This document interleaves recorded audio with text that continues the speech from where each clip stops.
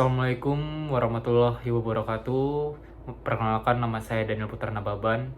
Saya dari Fakultas Hukum Angkatan 2023 dengan NIM 2310 2112 10154. Ini adalah tugas video dari mata kuliah Hukum Pemerintahan Daerah dan dosen pengampunya adalah Bapak Arisandi Mursalin.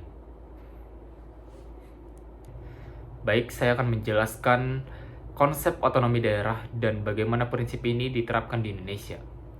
Yang pertama, kita harus ketahui, apa sih itu otonomi daerah? Otonomi daerah merupakan pemberian kewenangan dari pemerintah pusat kepada pemerintah daerah untuk mengatur dan mengurus sendiri urusan pemerintahan yang terjadi kewenangan daerah dalam sistem Negara Kesatuan Republik Indonesia atau NKRI. Hal ini dilakukan untuk meningkatkan kualitas pelayanan publik, mempercepat pembangunan daerah, serta memberikan ruang kepada masyarakat daerah untuk berpartisipasi aktif dalam proses pemerintahan. Di Indonesia, konsep otonomi daerah diatur melalui berbagai regulasi dengan landasan hukum utamanya dalam Undang-Undang Dasar 1945, pasal yang ke-18, 18A, dan 18B. Implementasinya secara rinci diatur dalam Undang-Undang Nomor 23 Tahun 2014 tentang Pemerintahan Daerah, yang menggantikan undang-undang sebelumnya. Otonomi daerah diterapkan melalui mekanisme berikut. Yang pertama, desentralisasi. Pelimpahan wewenang dan pemerintahan pusat kepada daerah, baik tingkat provinsi maupun kabupaten kota, untuk mengurus urusan pemerintah tertentu. Yang kedua, dekonsentrasi. Pelimpahan wewenang administratif dari pemerintah pusat kepada perangkat pemerintah pusat di daerah, seperti gubernur sebagai perwakilan pusat. Yang ketiga, tugas pembatuan. Penugasan dari pemerintah pusat kepada daerah atau desa, atau dari pemerintah daerah kepada desa untuk melaksanakan tugas tertentu dengan kewajiban melaporkan hasilnya. Tujuan utama otonomi daerah meliputi yang pertama, mendekatkan pelayanan kepada masyarakat. Yang kedua, mendorong efisiensi, efektivitas, dan daya saing daerah. Yang ketiga, memberikan ruang inovasi dalam pengelolaan sumber daya lokal. Dan yang keempat, meningkatkan kesejahteraan masyarakat melalui pembangunan yang berbasis potensi lokal. Lalu saya akan menjelaskan prinsip pembagian kewenangan antara pemerintah pusat dan pemerintah daerah menurut Undang-Undang Nomor 23 Tahun 2014 tentang Pemerintahan Daerah. Prinsip pembagian kewenangan antara pemerintah pusat dan daerah.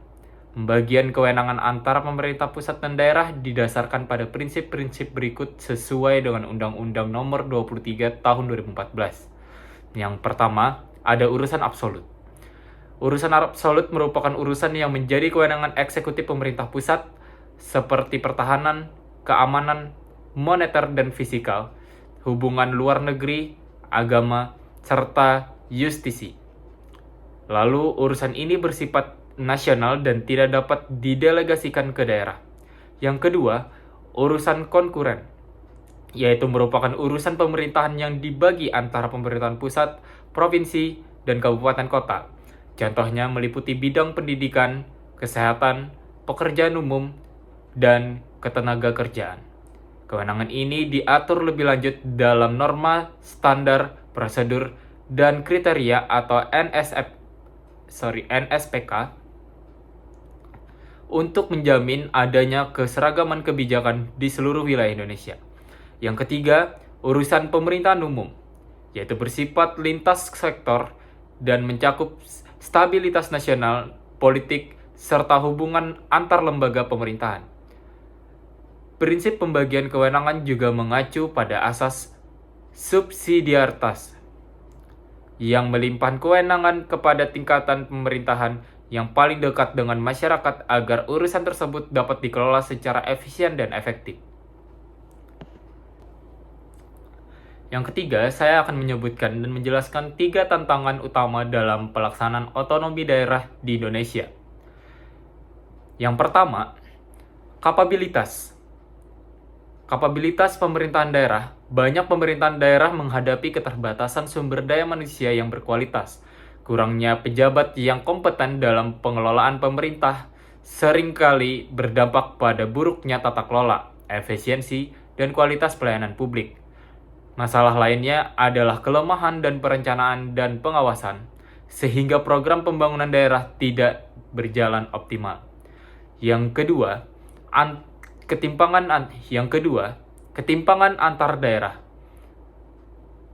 Perbedaan potensi sumber daya alam, infrastruktur, dan kapasitas fiskal menyebabkan adanya ketimpangan pembangunan antar daerah.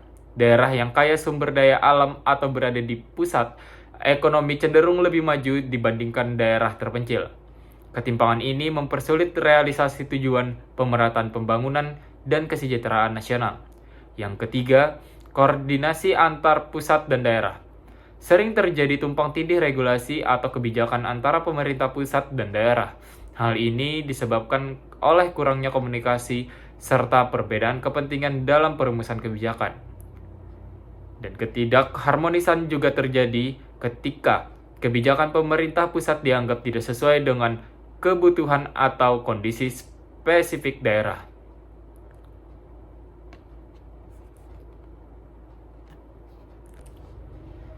Saya akan memberikan contoh kasus yang menunjukkan konflik antar pemerintah pusat dan daerah dalam pelaksanaan otonomi daerah. Kasus konflik reklamasi Teluk Benon di Bali, yang dilatar belakangi reklamasi Teluk Benoa yang direncanakan sebagai proyek besar untuk mendukung pariwisata dan pembangunan ekonomi di Bali, menimbulkan konflik besar antara pemerintah pusat, pemerintah daerah, dan masyarakat lokal. Pemerintah pusat melalui Kementerian Kelautan dan Perikanan memberikan izin kepada investor untuk mereklamasi wilayah perairan Teluk Benoa. Namun proyek ini ditentang oleh pemerintah daerah Bali, organisasi masyarakat adat, dan aktivis lingkungan. Penyebab konflik. Yang pertama, kerusakan lingkungan atau reklamasi dianggap akan merusak ekosistem laut di Teluk Benoa yang menjadi habitat berbagai spesies penting. Yang kedua, nilai sosial budaya. Proyek ini dipandang melanggar nilai-nilai adat dan budaya masyarakat Bali, terutama karena Teluk Benoa dianggap memiliki nilai spiritual bagi masyarakat setempat. Yang ketiga, perbedaan kepentingan. Pemerintah pusat menekan aspek ekonomi dan investasi, sementara masyarakat Bali lebih memprioritaskan pelestarian lingkungan dan budaya. Penyelesaian konflik.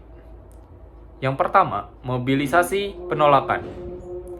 Masyarakat dan pemerintah daerah melakukan aksi protes, mengajukan gugatan hukum, dan menggalang dukungan dari berbagai pihak, termasuk tokoh adat dan internasional. Yang kedua, evaluasi oleh pemerintah pusat. Setelah mendapat tekanan kuat, pemerintah pusat akhirnya melakukan evaluasi terhadap perizinan yang diberikan. Yang ketiga, pendekatan dialog. Pemerintah pusat dan daerah melibatkan semua pihak, termasuk masyarakat adat, untuk mencari solusi yang dapat diterima bersama. Dan hasilnya, konflik ini menjadi pelajaran penting dalam pelaksanaan otonomi daerah. Hal ini menekan pentingnya mempertimbangkan aspek lokal dalam kebijakan nasional serta perlunya dialog intensif antar pusat, daerah, dan masyarakat sebelum kebijakan diimplementasikan. Dalam konsep pembagian kewenangan, tantangan serta contoh konflik di atas dapat disimpulkan bahwa pelaksanaan otonomi daerah memerlukan penguatan kapasitas pemerintah daerah, harmonisasi regulasi, serta ketertiban masyarakat dalam pengambilan keputusan.